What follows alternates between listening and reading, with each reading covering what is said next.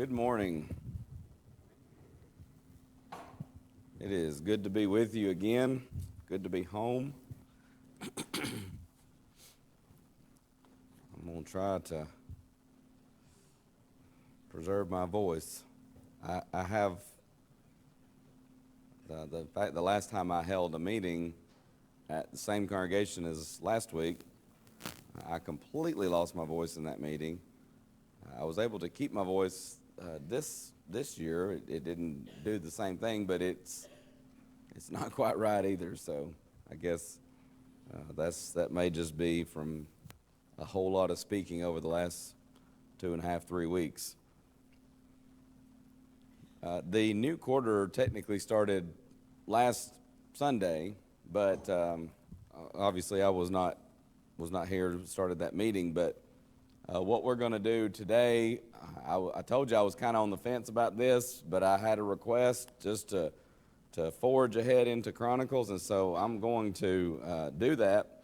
Obviously, I think if you've studied Chronicles or even heard us talk about Chronicles during our study of the book of Kings, and of course technically it is book of Kings. It's separated was separated years and years ago just due to the length of the scroll. Same thing with Chronicles, same thing with Samuel.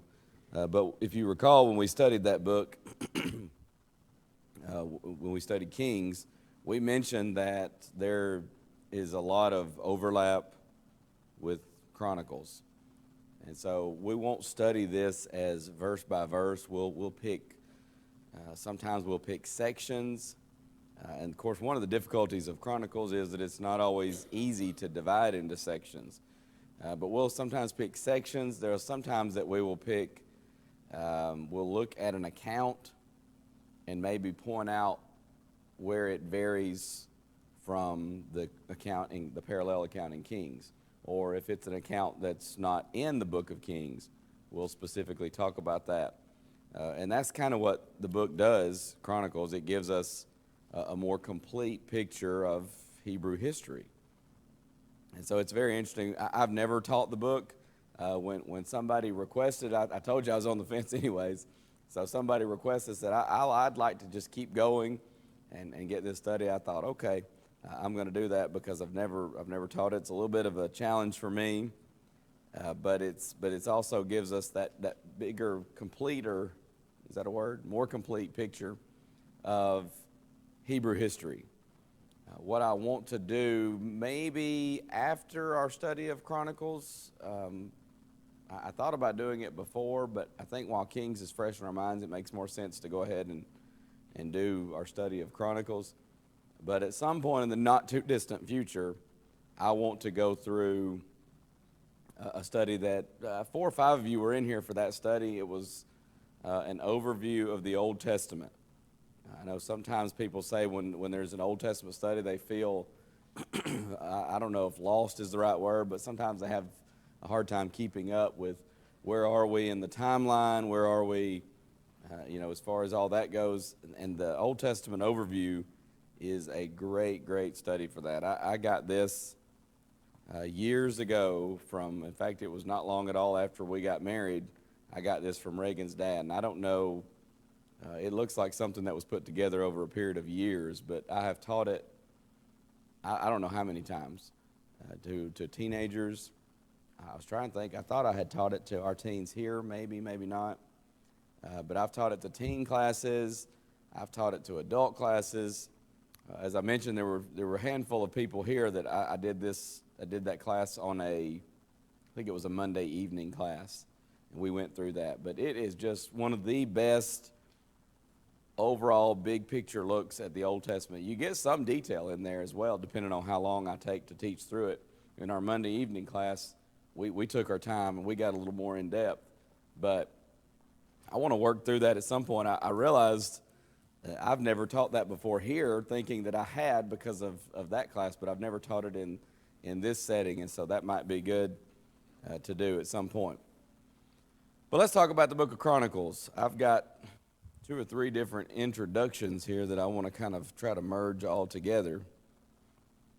The recorded history, at least in 1 Chronicles, Again, one book originally. But in First Chronicles, the recorded history goes from Adam until the death of David. Now, obviously, you don't get a lot of detail at all until you come to, you get a little detail with Saul, but it's going to really park on David. And I've mentioned to you before that a lot of times people say, well, what's the difference in Chronicles and Kings? There are other things that we could talk about, but one of the primary differences is a focus on David's family, on the nation, or the tribe of Judah. And once the kingdom split, on the nation of Judah. So that's kind of one of your big differences. But the recorded history goes in First Chronicles from Adam till the death of David. The reign of David in Jerusalem for 33 years is especially emphasized here. As far as purpose of the book, I think we could say it's to show the children of Israel the importance of loyalty to God in every age, whenever that may be. We see this in a lot of books of the Bible. One of the main purposes of the book, as I've already touched on, is to record the reign of King David. And it also has a special emphasis on his preparation for the temple. You recall, David wanted to build God a house. God says, no, there's been too much bloodshed under your reign. And of course, God says to David, I'm going to build you a house. Not a physical house, but a spiritual house. And of course, talking about, that's a prophecy of the Messiah. That's one of the key passages of First Chronicles. I think, let me double check. I think it's chapter 17. Yes. Which is parallel to 2 Samuel chapter 7. You see very similar language talking about God building David a house. So there's that emphasis. And of course, David was told, your son will build the house for the Lord. So he has all this preparation that he's doing to make the work for Solomon to build the Lord's house as easy as possible. Of course, David's reign was very blessed. He had a lot of prosperity. Solomon's reign is going to be even more so.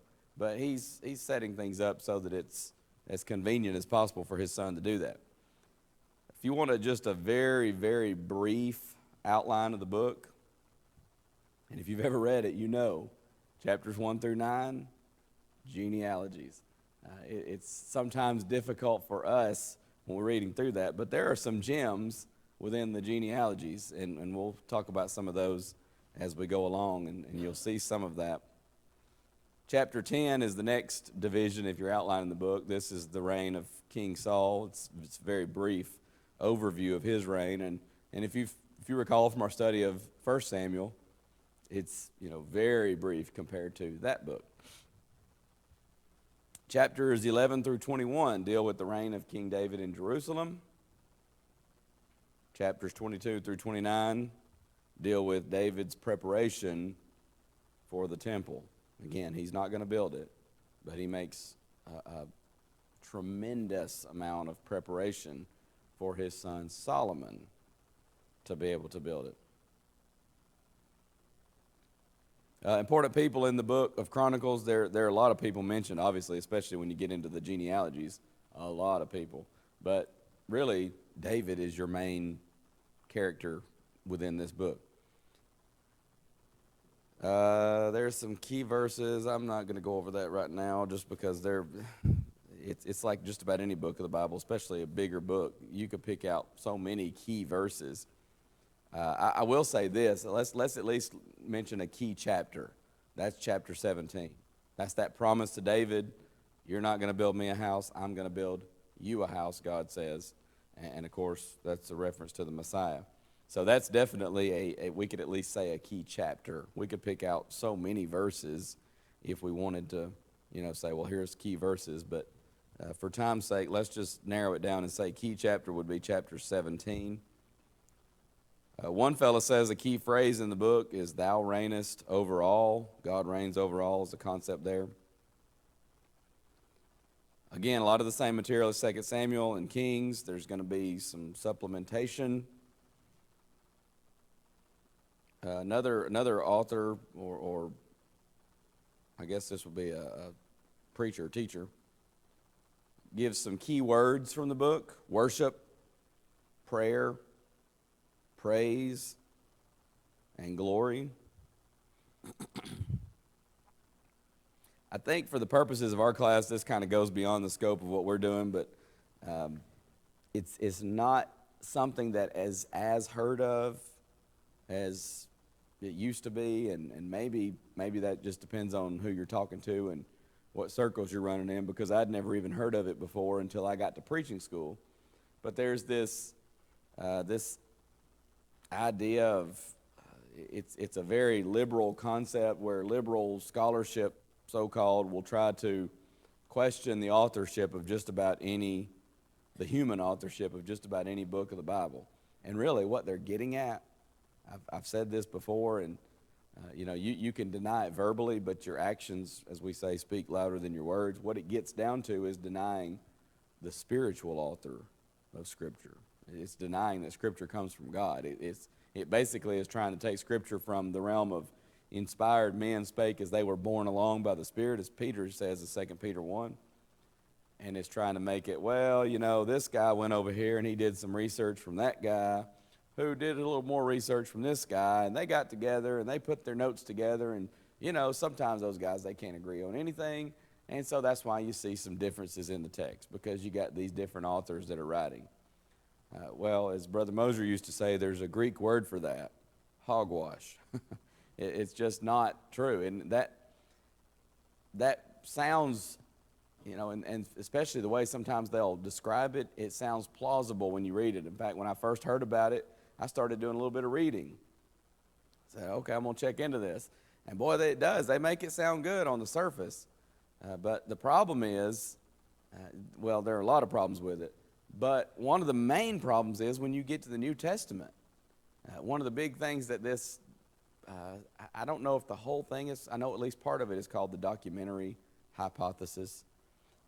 I don't know if that's the whole thing, if that would include these other books like getting into Chronicles, but specifically with what we often refer to as the Pentateuch: Genesis, Exodus, Leviticus, Numbers, Deuteronomy. They say the claim was for a while, Moses could not have written that because nobody even knew how to write in Moses' time. I just did last week, not last week, but 2 weeks ago, a seminar in Costa Rica that was dealing with archaeology. And one of the things that archaeology has done for us is proven conclusively that writing was not only known in the time of Moses, it was known long before the time of Moses. In fact, they've actually uncovered a little tablet. It's not a religious document, but it's a little tablet, and what it was is a schoolboy's tablet. He was doing a writing exercise, just like a lot of our children do in their very early ages in school now. Somebody says, what does that got to do? Well, what that has to do with it is it shows that not only was writing known, this actually predates Moses, not only was writing known in Moses' time, it was so well known that it was even a schoolboy's exercise. So it doesn't work to say, they didn't know how to write back then. But this idea that somebody copied from somebody, and you see the liberal scholarship, so-called, do it with the New Testament as well. We think Mark wrote first, and then Matthew kind of made some notes and added some things and took away some things, and Luke then came along, and boy, he really took some liberties and changed some things up. But they all collaborated and got together. Well, what that does is that takes out inspiration. And particularly when you talk about Moses writing the Pentateuch, there are so many statements in the New Testament where Jesus says, have you not read where Moses wrote? And he quotes from the Pentateuch. There are so many instances where Old Testament passages are attributed to who the book claims wrote them. And so you've got to discredit Jesus, you've got to discredit the apostles and other inspired writers of the New Testament in order to say that there were these sources. It just doesn't work. But again, that's beyond the scope of this. I will give you a couple of references, resources here if you want to do a little bit further research on that. J.W. McGarvey, he's got a lot of writing that refutes modernism. A lot of this stuff was really gaining traction in his lifetime. I'm trying to think. Bob's not in here. Bob, I don't know if Bob would have known off the top of his head, but J.W. McGarvey, I want to say he died in the early 1900s. So that tells you when this stuff was kind of really gaining traction. But Brother McGarvey was an amazing scholar. He wrote about the Bible lands. Of course, he went and visited the Bible lands, but you would think he lived there all his life, the way he describes some of the stuff and just how detailed he is. And he's just one of those once in a generation type people who is so knowledgeable, so scholarly, but just amazing to read some of his stuff. But he did, in his time, a lot of writing to refute some of these modernistic ideas, questioning Mosaic authorship of the Pentateuch, questioning, did Matthew write by inspiration or did he just copy from Mark, that kind of thing. There's several resources from J.W. McGarvey you can get that would help. Oswald T. Allis wrote a book called The 5 Books of Moses, which is also very good for refuting this. But again, I'm not going to go, we could spend several classes just dealing with that and refuting that, but that kind of gets beyond the scope of what we're doing. But I do want to make you aware, because you may hear somebody talk about that and go, wait, what? I've never heard that before. But there are people that will question it. They'll say somebody copied from this person, or they collaborated, or there was this one document that's now lost to mankind, and they all kind of got together and copied and put it in their own words. But the bottom line is it takes out inspiration.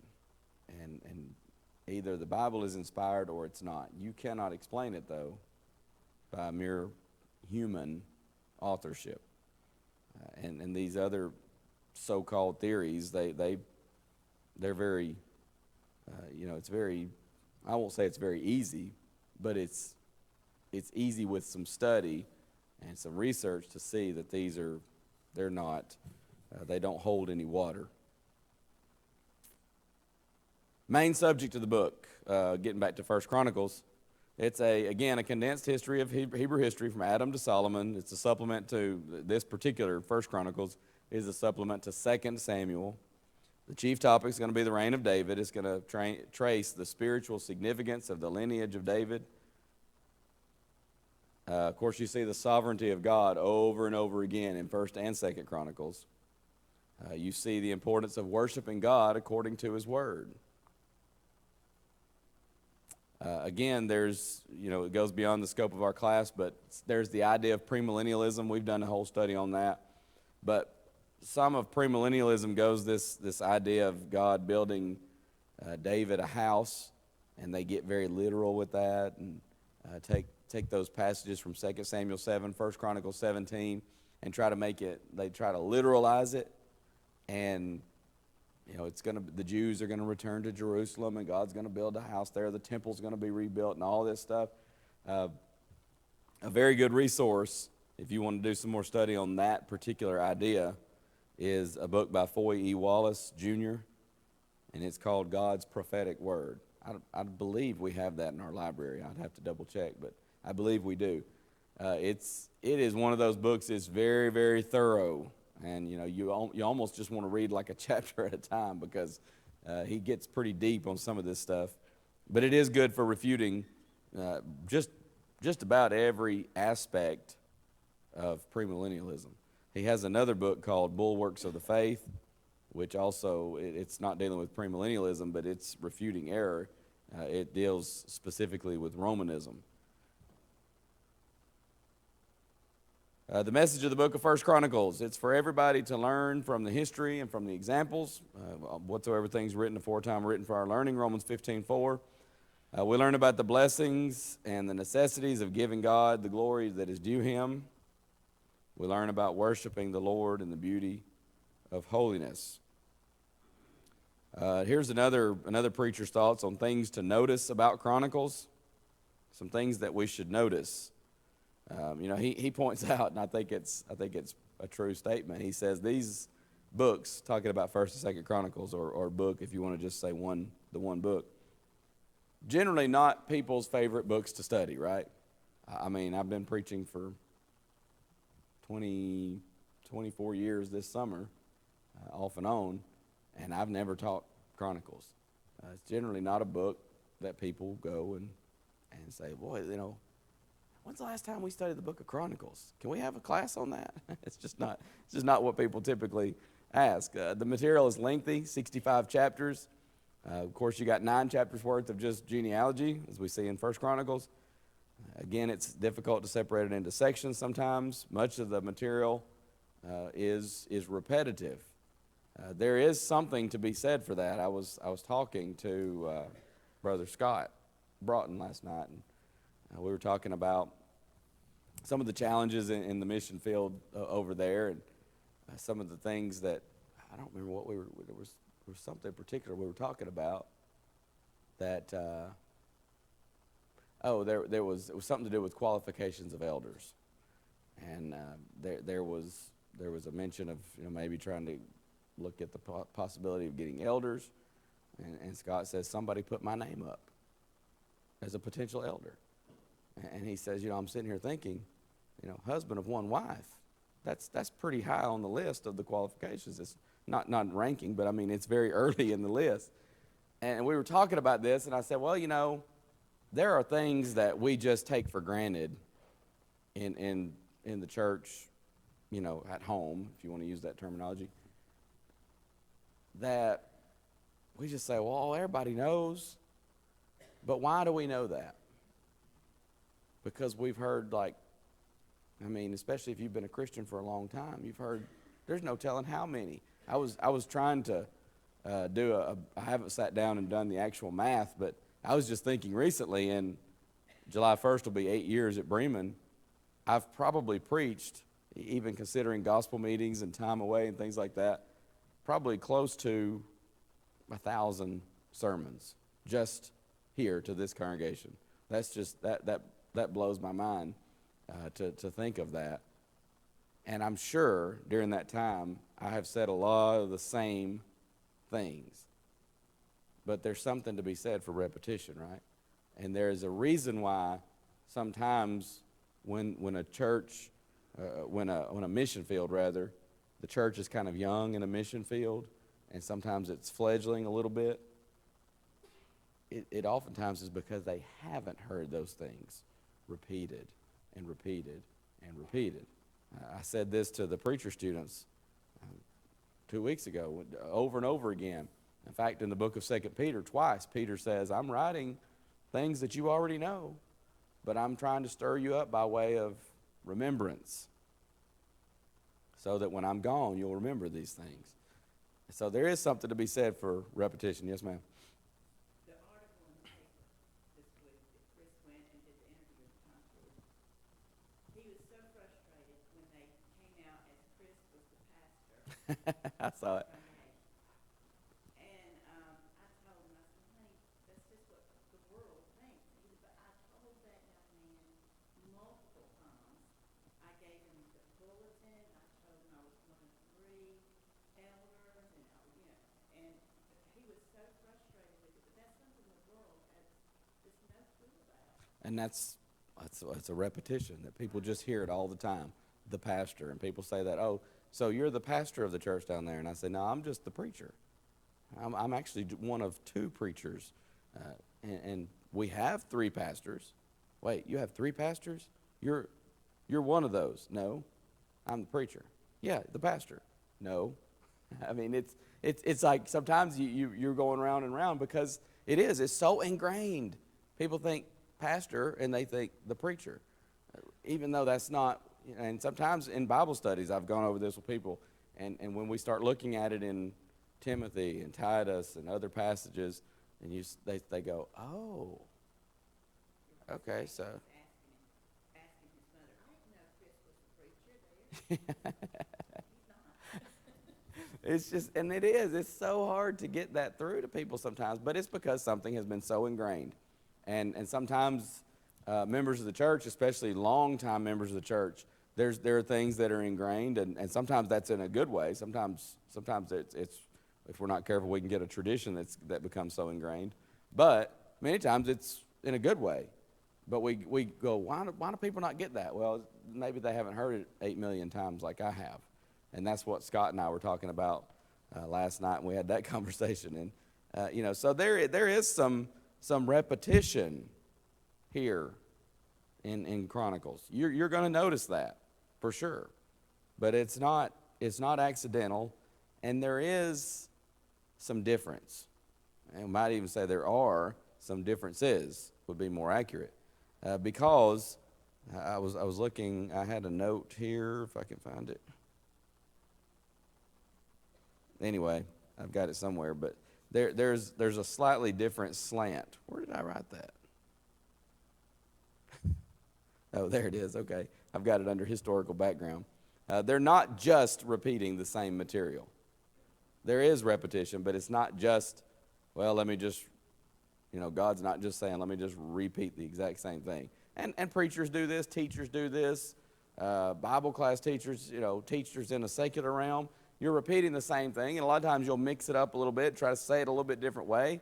It's because, the 3 R's of learning. In fact, and we were talking about this 2 Peter, because Peter reminds his readers and us. And I was asking Hayner that morning in class, I said, does this work in Spanish? The 3 R's of learning, or repetition, repetition, repetition. And he said it actually does. And they actually have that saying in Spanish as well. The 3 R's of learning. And I think it is something like repetición or something like that, so it still works. But they have that saying as well. So there is repetition, but it's not just for the sake of repetition. It's adding to, supplementing, and again, there's a little slightly different slant in much of Chronicles, leaning toward Judah, an emphasis on Judah. And it's also going to fill in some gaps left by the other books. It's not going to tell us necessarily every single thing we want to know. Sometimes, that's one of the evidences of inspiration, by the way, of the Bible, is it doesn't try to satisfy every little curiosity of man. There are times when God says, this is what I'm telling you, and, beyond that, as Brother Bland used to tell us as preacher students, you have to live right, go to heaven, and ask God when you get there. So sometimes the secret things belong to the Lord, Deuteronomy 29:29. Another theme in these books is faithfulness or lack thereof, our faithfulness or lack thereof. One fellow asked, why should we study these books? Well, it's God's inspired word, so it's written for our understanding, it's written for our learning, Romans 15:4. But it's also good background material for understanding the prophets. A lot of people don't understand the prophets very well because they don't understand the background material that sets the stage. The prophets all take place at some point during Old Testament Hebrew history. All of them, minor prophets, major prophets. And when you understand that background, the prophets make a whole lot more sense to you. And when we go through that Old Testament overview, we'll do that. We'll get to certain sections such as the captivity. And we'll say what books fall into this period of captivity. Well, one of those would be Ezekiel. Jeremiah falls into that time period. Daniel. So you begin to understand some of that background. But that's important when you're studying the prophets. I'm trying to look and see. I'm trying not to duplicate too much, but I'm looking at 2 different introductory materials. Writing of the book. Again, we understand all scriptures given by inspiration of God. Who's the human author when you talk about the book of Chronicles? We don't know exactly who wrote them. Most people speculate Ezra, somewhere around 454 BC. We know it's written, there's a lot of evidence it's written during the post-exilic period. This is after the return from captivity, in other words. The decree of Cyrus that allowed the Jews to return home was somewhere around 536, 537 BC.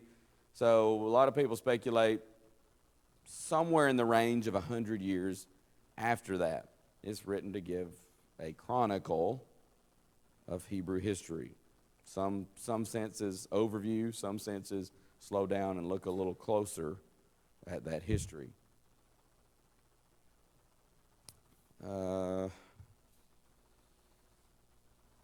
I've already mentioned that about Judah stands out. The genealogies are very messianic. You see again that emphasis.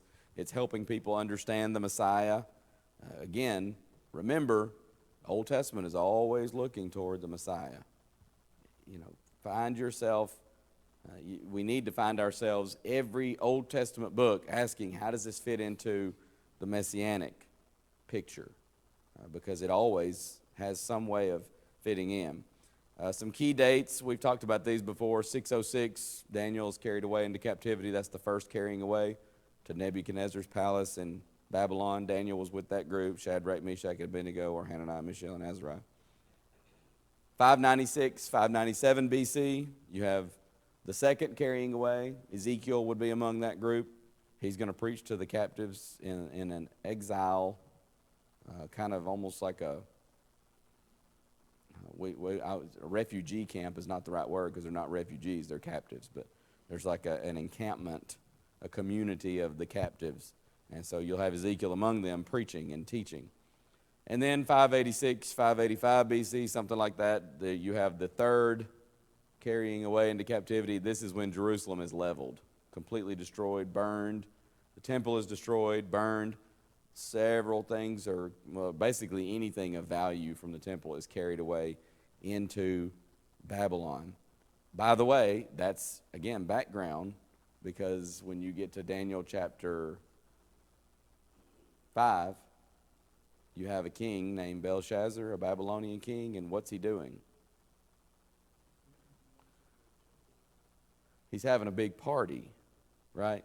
And he says he's drunk, and he's, feeling good, 10 feet tall and bulletproof, as we say, and he says, hey, somebody bring out all that nice gold stuff, cups, chalices, and whatnot that we got from that temple in Jerusalem.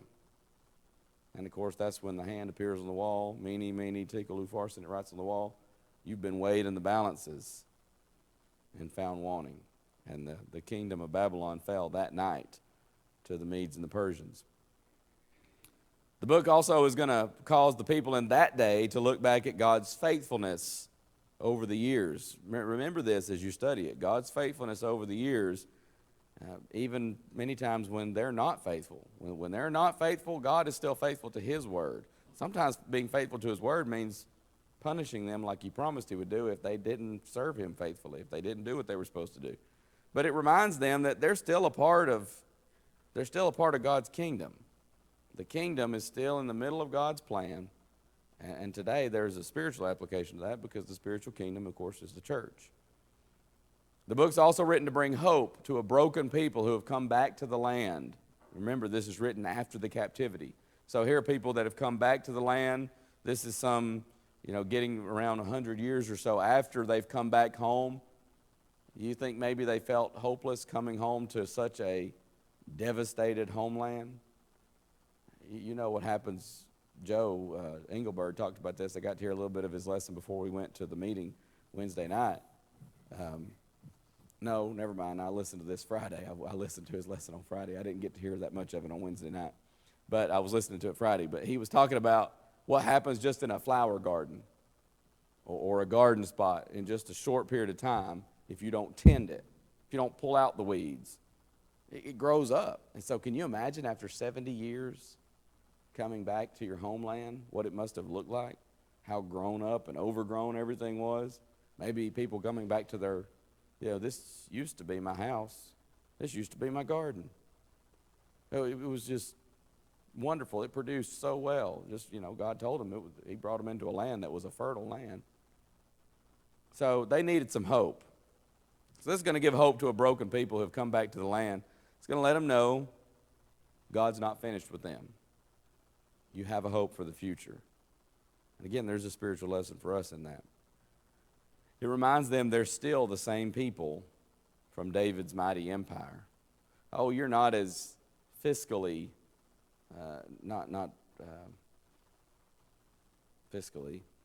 physically wealthy. You're not as physically rich, maybe not even as blessed with physical blessings. But He's reminding them, God is, through this book, you are still the same people. And you have still the same God, the same hope. We sometimes get a little bit too comfortable in this world, don't we? Do you think that might have been a problem for them too? I dare say it was. So he's reminding them, you're still the same people. It doesn't matter if you have a whole lot of physical blessings or next to none. You're God's people, and your home is not in this world. Your treasures at least should be laid up, as we sing, somewhere beyond the blue. Again, this is after the captivity, so one of the purposes is going to help them to reinstitute the priesthood, the sacrifices, and so on. There's a message of preservation, a message of hope. As far as title of the book, again, it's one big book in the Hebrew writings. The title, some have titled it The Words, Events, Accounts of the Days. That's obviously a long title, so people were looking to shorten that. Somewhere around 202 BC, the Septuagint first divided the book into two parts and gave it the name Things Omitted. Things Omitted. And sometimes that's what the book is, not always, but sometimes it's filling in the gaps, as we mentioned. Subtitle was given concerning the kings of Judah. Jerome's Vulgate, if you remember, Jerome published a Latin version of the Bible called the Vulgate, just in the common language, was kind of the idea there. He called it Chronicles in that Latin translation. In the Hebrew scriptures, these were the last books. You may remember Luke 11:51, where Jesus talks about that all the innocent blood shed of the prophets, from the blood of Abel to the blood of Zechariah, who perished between the altar and the temple, said it'll be required of this generation. Well, Abel goes all the way back to Genesis 4. His blood was shed. He was an innocent person. He was shed by Cain, his brother, because he was jealous. Zechariah seems to have a reference to, again, we talked about this in Kings, you may recall, but we don't know 100% for sure. It seems to be a reference to 2 Chronicles 24, which would be, in the Hebrews' mind, in the Jewish mind, that kind of marked the end of their Hebrew Bible. So it's like saying what we would say now, having the completed Bible, Genesis to Revelation. So beginning to end, Alpha, Omega. We already looked at an outline. I think I got most of it covered here. It's sometimes hard bouncing between two different ones. Reagan's dad, I've got a introduction from him here where he mentions some important verses and themes to note. Chapters 11 through 29, the content's very similar to 2 Samuel, but more detail about worship and the way that David and Israel prepared for the temple. The book explains why Saul died the way he did. We'll get to that in chapter 10. There's some important events in David's life that are repeated in this book. His anointing, his reign over Israel as king in Jerusalem.